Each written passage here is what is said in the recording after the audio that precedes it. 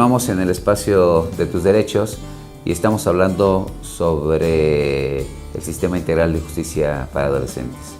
Un sistema que se identifica justamente con la existencia de conductas de carácter penal y que implica la existencia de una serie de particularidades propias del juzgamiento de aquellas personas que tienen entre 12 y 18 años.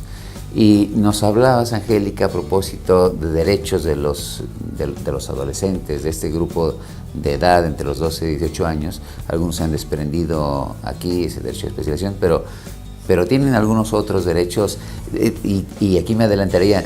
Por supuesto, el adolescente le comete esta conducta que es considerada como delito, pero también podríamos hablar un poco de los derechos de la víctima.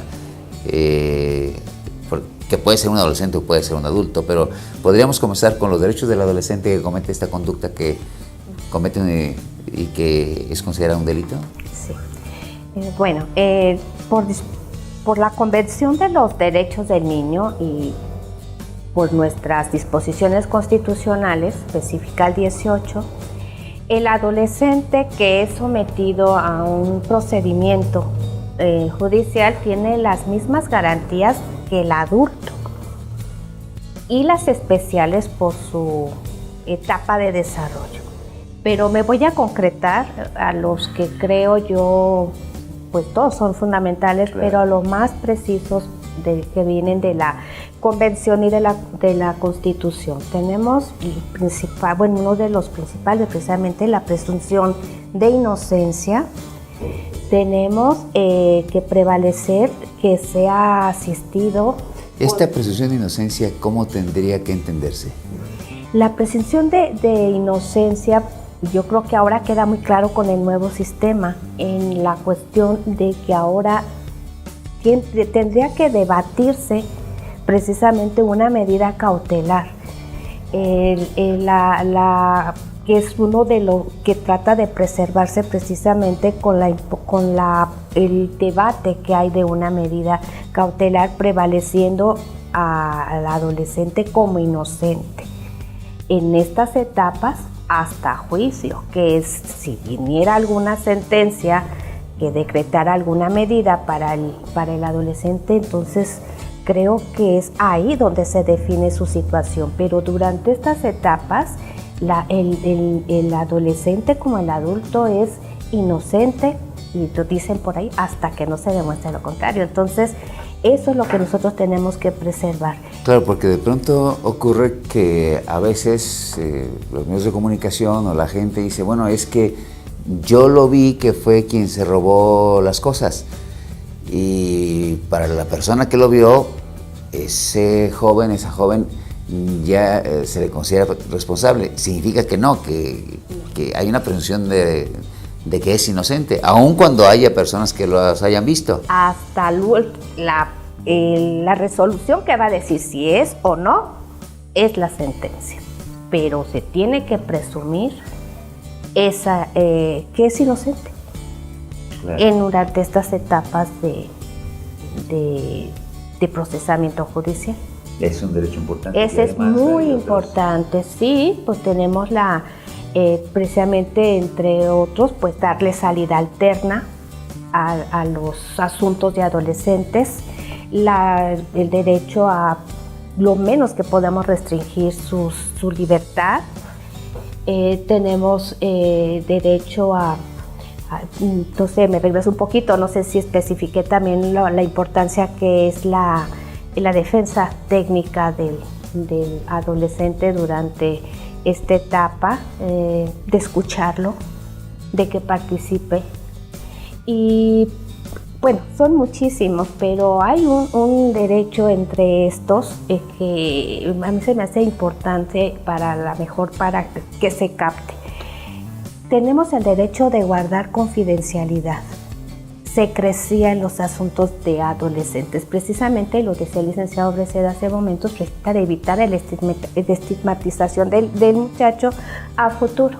Entonces, regularmente los asuntos que se judicializan son a puertas cerradas. Y la víctima también debe tener derechos. Claro que sí, al parejo que el adolescente. Y también una característica que nosotros tenemos en este sistema es que la mayoría de las víctimas son adolescentes también. Ah, también. Sí, esa es una característica que tenemos, y a veces niños, niñas y adolescentes.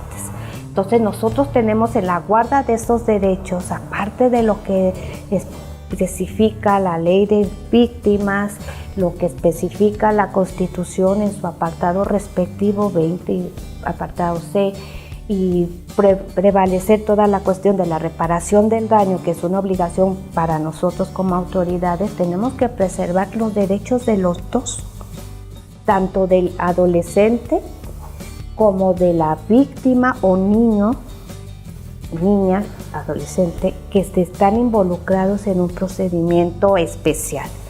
Entonces, tenemos que tener aún más cuidado en todo este tipo de garantías, de ceñirnos al protocolo emitido por la Suprema Corte de Justicia, precisamente tratándose el tema que nosotros manejamos, y que hemos sido pues muy cuidadosos de ceñirnos precisamente en defensa de estas garantías del resguardo de identidades, del resguardo de cuidar todo este tipo de alguna manifestación pública que pudiera verse afectado en el desarrollo de tanto el adolescente que comete el delito, como en este caso la víctima, que se ve indirectamente o directamente en juego con esta conducta cometida con el muchacho. Creo, salvo la opinión del licenciado Eduardo, creo que la mayoría de los asuntos que nosotros tenemos son del tema sexual. Y sí, alarmante, sí, es preocupante. Es muy preocupante, y regularmente en un procedimiento especial, pues vamos a ver estos actores en el tema de nosotros. Entonces es la razón de que se cuida, aparte por restricciones internacionales y de Constitución, cuidamos mucho precisamente los datos, la secrecía, el cuidado de que ni siquiera pueda salir un informe de los tribunales, procurando iniciales, procurando lo menos que pueda ventilarse la identidad de los adolescentes. Claro, Eduardo, ¿cómo sería así de manera que resultara comprensible para nuestro auditorio el desarrollo de un proceso o de un juicio que se le sigue a un adolescente? ¿Cuáles serían sus etapas? ¿Cómo se estaría desenvolviendo? Sí. Bueno, en principio tenemos que ver que un procedimiento ordinario sería desde que se interpone una denuncia o una querella, o simplemente cualquier ciudadano, como obligación es dar cuenta cuando presencia un evento delictivo, ponerlo en conocimiento de la autoridad correspondiente, es decir, con la primera. Y de esto, obviamente, al Ministerio Público, que es el órgano encargado de perseguir los delitos, indagar, esclarecer el hecho, ver quién es el autor, cuáles son los partícipes, si lo hay, en fin. Una vez que hay esta denuncia, esta querella o esta exposición de hechos de un posible evento delictivo, el Ministerio Público tiene como obligación investigar. Obviamente debe darle la intervención si hay un asesor jurídico de la parte de víctima. Obviamente si ya da cuenta con un adolescente al que se puede atribuir ese hecho, va a depender si se encuentra detenido o no. ¿Por qué? Porque esta investigación que está elaborando el Ministerio Público varía si hay un menor ya identificado y que ya esté privado de la libertad, bien sea por un delito flagrante, es decir, lo que comúnmente la gente conoce como que lo agarraron con las manos en la masa, o lo que inmediatamente después de que lo cometió fue capturado, fue identificado, alguien lo señala, ¿sí? O bien un caso urgente, es decir, hay peligro de que se evada, que se fugue, ¿verdad? Que no responda frente a ese hecho, el Ministerio Público, bajo su responsabilidad, puede ordenar que se detenga. Entonces, en esos casos, ¿por qué los comento? Porque si ya hay un adolescente privado de la libertad al que se le sigue una investigación, el Ministerio Público tiene el deber de nombrarle a un defensor.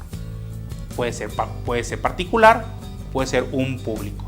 Y obviamente debe ser especializado de acuerdo a lo que ya nos expuso ya la licenciada Angélica. Si no hay detenido o identificado, se prosigue con la investigación hasta que el Ministerio Público sabe que en el caso particular de nuestro sistema ya hay un adolescente o adolescentes identificados. En ese supuesto, obviamente, le va a enviar una solicitud al órgano jurisdiccional especializado, a un juez de adolescentes. ¿Para qué? Solicitándole, ¿sí?, una audiencia que se llama inicial. ¿Para qué? Para que sea citado ese adolescente y se le formule imputación. Vamos a quedarnos en esta audiencia inicial. Sí. Y continuamos en un segundo, si me permiten. Sí. Volvemos después de una breve pausa.